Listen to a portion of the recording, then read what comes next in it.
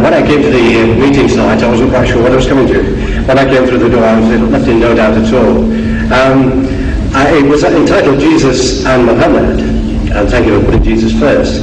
I'm sure you'll accept that you did not put the case for Christianity as a Christian would put it. I'm sure you, and that I can understand in an audience of this kind of already persuaded towards the Muslim way of thinking.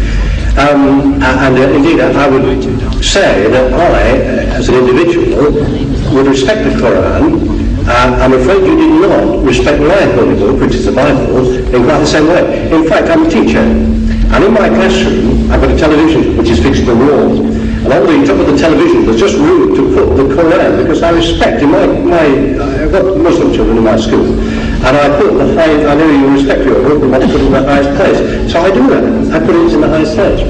Now, what I'm saying to you is this: you've not really given, in my opinion anyway, the Christian loving and forgiving, these are the two essential things, although you denigrate forgiveness for some reason, as highly as I would.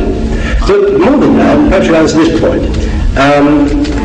Muhammad, you talked a lot about Jesus, you talked a lot about our holy book. We're not talking much about Muhammad, or indeed the Quran too much, apart from the missionary aspect of it.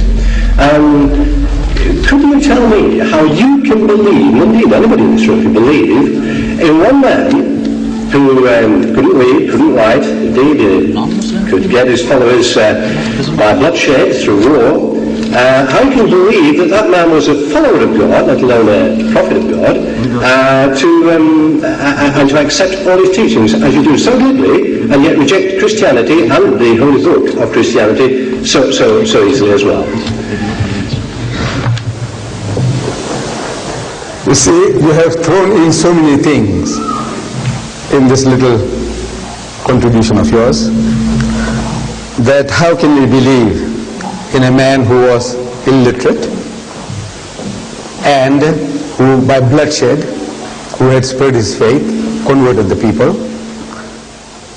Now with regards to the man being unlearned, this is a fulfillment of the prophecy in your book, a fulfillment, the book of Isaiah, chapter 29, verse 12. It says there, and the book is given to him that is not learned. The book, please. The book is given to him that is not learned, saying read. And he says, I am not learned.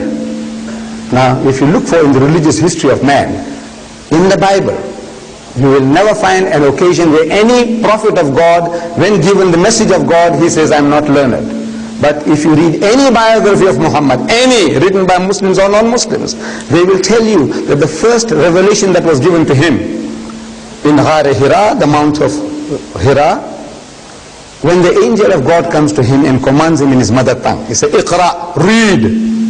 And Muhammad says, Ma ana biqari'in. He said, I'm not learned. So the angel of God commands him a second time, Iqra, read. And again he says, Ma ana biqari'in. He said, I'm not learned. For the third time the angel of God embraces him hard and he says, Iqra bismi rabbika alladhi khalaq. Now he grasps the message that what he was required to do was to repeat. Because this Arabic word Iqra means to read, to recite, to rehearse, to repeat. And he repeats the words as they were given to him. Iqra bismi rabbika alladhi khalaq. Read in the name of thy Lord and Cherisher who created.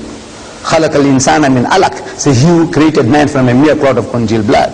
Iqra wa rabbuka al-akram. So read and thy Lord is most bountiful. So he says, Iqra wa rabbuka al-akram. So allazi allama bil kalam. So he who taught the use of the pen. So he says, allazi allama bil kalam. So allama al-insana ma lam ya'lam. Taught man that which he knew not. The very fact that the man is unlearned is a proof that this book is the book of God.